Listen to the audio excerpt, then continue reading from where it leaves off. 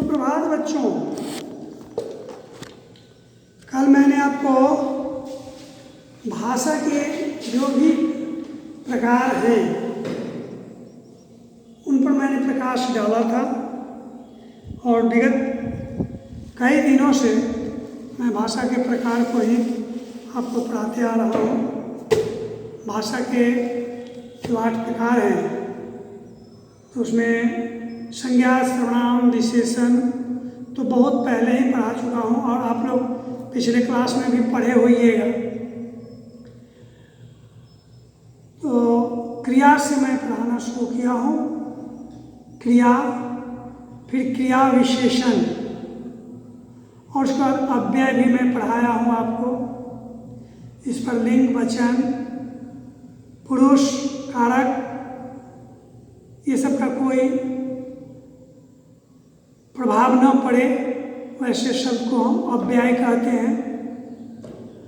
अव्यय के जो 4 भेद होते हैं उसमें एक होता है क्रिया विशेषण, दूसरा होता है संबंध बोधक अव्यय, समुच्चय बोधक अव्यय और विस्मयादि बोधक अव्यय।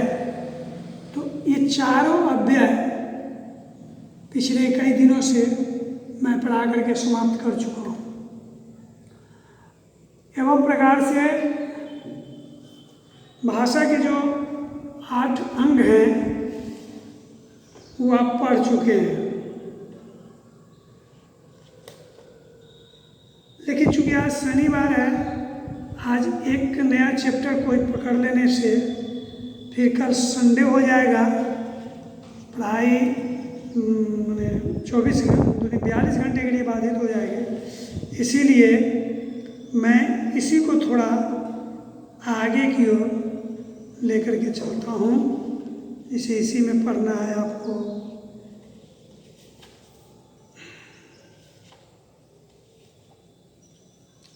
निपात पढ़ना है ना। इसमें आपको एक चीज़ पढ़ना है, निपात।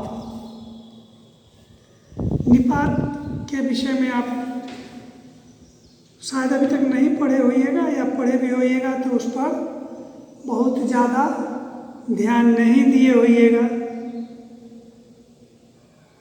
यह भी एक अव्यय ही होता है।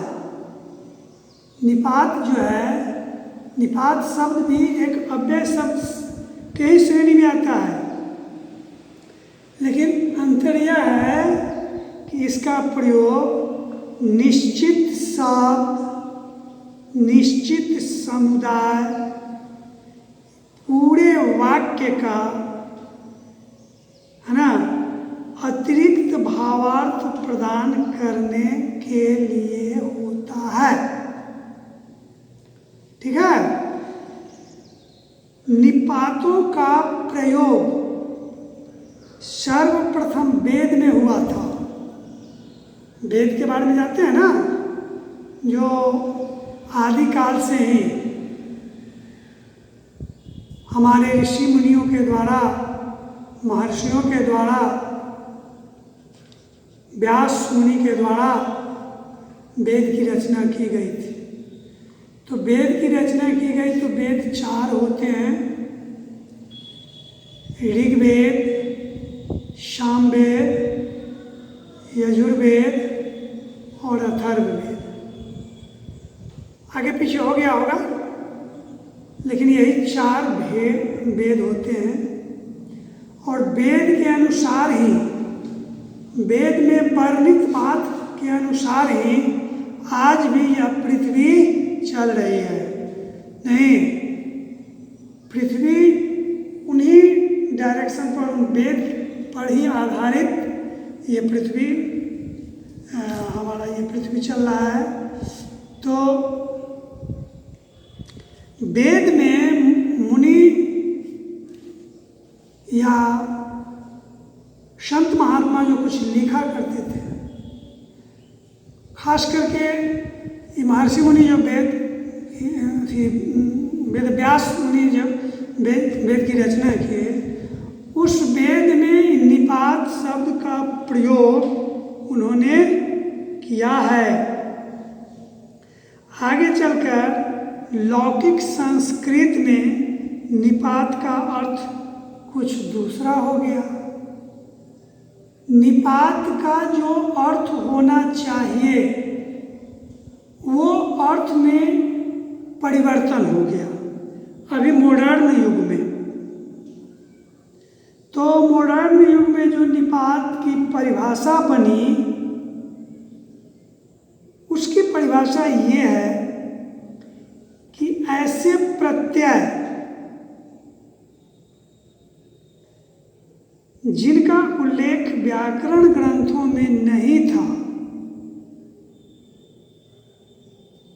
व्याकरण के ग्रंथ में कुछ ऐसे प्रत्यय थे जिनका उल्लेख ही नहीं था, वही में निपात प्रत्यय कहलाते हैं। और इन प्रत्ययों के योग से बने जो शब्द होते हैं वो निपात कहलाते हैं। मोटा मोटी समझ लीजिए निपात भी अव्यय ही है। शब्द समूह के बाद यह निपात शब्द आता है और उस शब्द समूह पर एक प्रकार का बल देता है। निपात का मतलब बलदायक होता है, उस पर शब्द समूह पर बल देता है। इसीलिए इसको आधुनिक व्याकरण में निपात को बलदायक कहते हैं। शब्द समूह के बाद यह अव्यय शब्द आते हैं और जिस शब्द समूह को इस अव्यय शब्द से बल प्राप्त होता है। अब जैसे देखिए हाँ हाँ, जी जी हाँ, नहीं नहीं नहीं, जी नहीं, मत, क्या, काश, ये सब जो शब्द हैं सो इसके पूर्व में आने वाले जो शब्द समूह हैं उसको यह बलदायक बनाता है।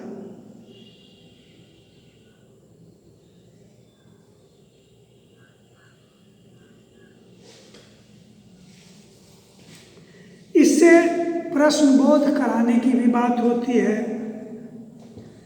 स्वीकृति अस्वीकृति का भी बोध होता है, विस्मय का बोध होता है।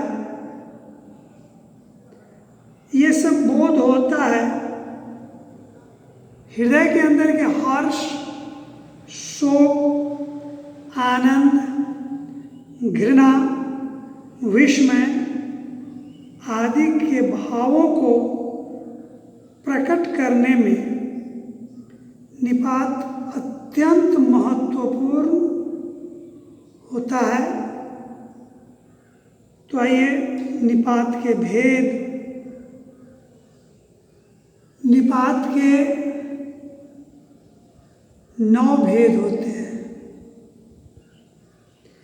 स्वीकारात्मक निपात, हाँ हाँ, हाँ जी, हाँ।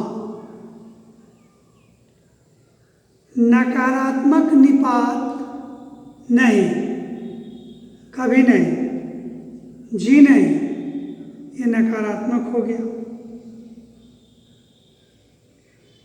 और नकारात्मक और निषेधात्मक में थोड़ा अंतर है। मत, मत का मतलब नहीं होता है, यह काम मत करो, मतलब यह काम नहीं करो, किसी को ये मना ही किया जा रहा है, निषेध वाक्य हो गया। प्रश्नबोधक में तो क्या होता है, विस्मयादिबोधक में काश, क्या, कोई भी बात कोई तुमसे कहता है आश्चर्य से कहते हो क्या? क्या के बाद प्रश्न, ये विस्मयादिबोधक शब्द का प्रयोग होता है। बलदायक कुछ ऐसे शब्द हैं जैसे तो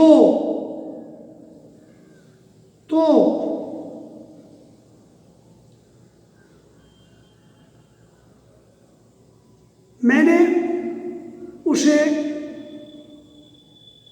मारा, मैंने उसे मारा,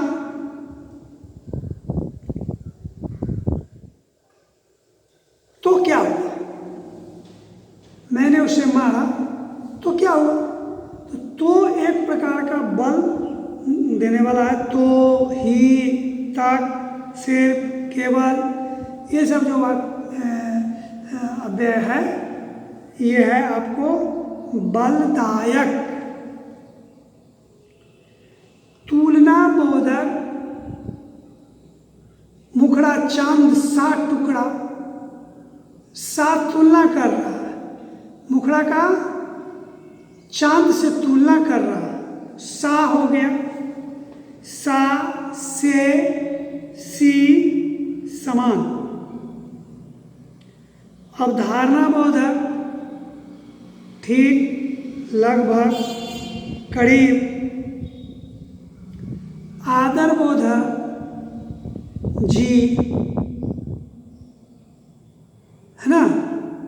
तो ये सब जो हुआ निपात के अंग हुए। ये सब निपात किसी शब्द समूह में लगकर उस शब्द समूह को बल प्रदान करता है, शब्द समूह में शक्ति उत्पन्न करता है। तो वैसे अव्यय को निपात कहते हैं। क्या कहते हैं इसको? वैसे अव्यय को निपात कहते हैं। दूसरा में आइए, एक है पद परिचय। पद परिचय, जैसा कि आप जानते हैं कि वाक्य का निर्माण शब्दों से होता है कि नहीं? वही शब्द को अगर अलग हटा दिया जाए तो वो शब्द रह जाता है, लेकिन उसी शब्द को अगर हम वाक्य में प्रयोग कर देते हैं तो वही शब्द पद बन जाता है। जैसे राम एक शब्द हुआ, जाता एक शब्द हुआ, है एक शब्द हुआ। ये तीनों अलग अलग शब्द हैं। इन तीनों अलग अलग शब्द को हम एक जगह संग्रह करके और तब हम वाक्य का निर्माण करते हैं। राम एक शब्द जरूर है, लेकिन राम आम खाता है। राम आम खाता है, राम अलग हो गया, आम अलग हो गया, खाना अलग हो गया, ये सब क्या है? शब्द है। लेकिन जहाँ वाक्य रचना हो कि राम आम खाता है, वहाँ अगर कोई पूछे राम क्या है तो एक पद है कहना होगा। आम क्या है? एक पद है। खाता क्या है? एक पद है। चूँकि वह वाक्य के अंतर्गत ही है, इसीलिए कोई भी शब्द जिसका प्रयोग वाक्य में हो जाता है तो वो पद कहलाता है। अब इस पद का परिचय, परिचय का मतलब अभी तक आपने जो व्याकरण पढ़ा है उसमें लिंग भी पढ़ा है, आपने कारक भी पढ़ा है, काल भी पढ़ा है, संज्ञा, सर्वनाम, विशेषण सब चीज पढ़ा है। पद परिचय में होता है क्या? एक वाक्य लिख देगा और किसी भी शब्द का पद परिचय पूछ देगा, उसके नीचे अंडरलाइन कर देगा, कहेगा कि बताओ यह कौन, इसका पद परिचय बताए। तो पद परिचय में अब उसका लिंग देखना है, पुरुष देखना है, वचन देखना है, काल देखना है, कारक देखना है, संज्ञा है कि सर्वनाम है कि विशेषण है कि क्रिया है। उस शब्द में जो जो चीज की अनुभूति आपको होगी सब आपको लिखना होगा। यही पद परिचय कहलाता है, यही पद परिचय कहलाता है।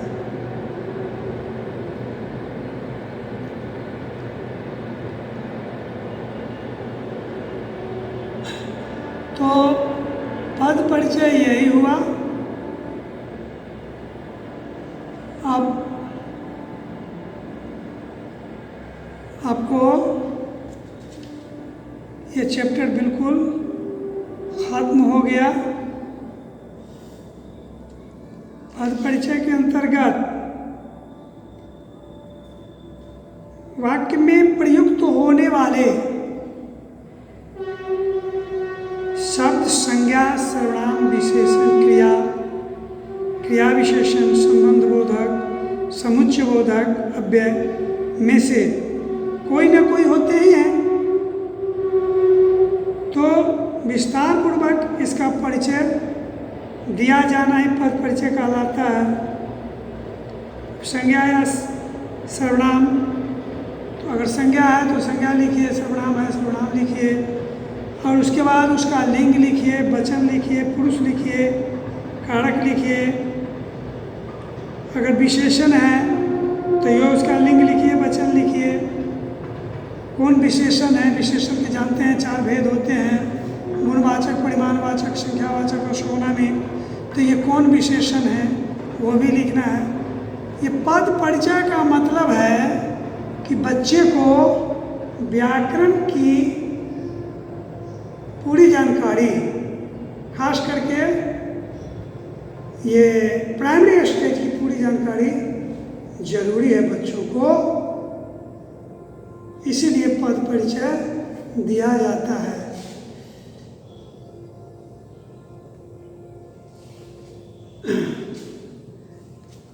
अगर क्रिया है, पद अगर आपका क्रिया में है तो क्रिया का काल देखना होगा कि किस काल में है, लिंग देखना होगा, वचन देखना होगा, पुरुष देखना होगा, इसमें वाच्य भी देखना होगा। और जबकि आप लोग अभी वाच्य नहीं पढ़े हैं, वाच्य से अवगत नहीं है, क्रिया का कर्ता भी देखना होगा। क्रिया का कर्ता क्या है? अगर क्रिया विशेषण है पद, तो क्रिया विशेषण के जो 4 भेद हैं,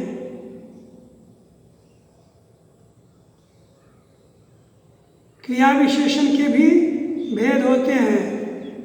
जैसे मैंने तो आपको पढ़ाया अभी संज्ञा, सर्वनाम, विशेषण, क्रिया, अव्यय का 4 भेद मैंने आपको पढ़ाया।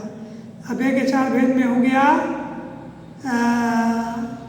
संबंध बोधक अव्यय, समुच्चय बोधक अव्यय, विस्मयादि बोधक अव्यय। ये जो मैंने आपको पढ़ाया था,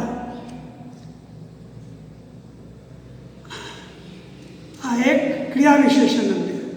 तो अव्यय के 4 भेद होते हैं, क्रिया विशेषण अव्यय और संबंध बोधक अव्यय, समुच्चय बोधक अव्यय और विस्मयादि बोधक अव्यय। लेकिन मैं आपको क्रिया विशेषण के भी भेद होते हैं, वो भी पढ़ाए थे हम आपको। तो क्रिया विशेषण के भी 4 भेद होते हैं, स्थानवाची, कालवाची, परिमाणवाची और रीतिवाची। ये 4 भेद क्रिया विशेषण के होते हैं। तो जब ये क्रिया विशेषण होगा, क्रिया विशेषण अगर होगा तो इसके भेद लिखना होगा कि स्थानवाची है कि कालवाची है, हैं कि परिमाणवाची है कि रीतिवाची है। एवं प्रकार से आज की पढ़ाई आपकी यही समाप्त कर दी जा रही है। पुनः कल हम लोग मिलेंगे एक नए चैप्टर के साथ। तो आप पढ़ के आइएगा, इसलिए पहले मैं आपको बता देना चाहता हूँ कि पढ़ के आइएगा, आप वाक्य को पढ़ के आइएगा। वाक्य क्या है, वाक्य किसे कहते हैं, है ना। तो इस वाक्य को पढ़ के आइएगा। तो आज के लिए बस इतना ही। आप लोगों को ढेर सारा शुभकामनाएं।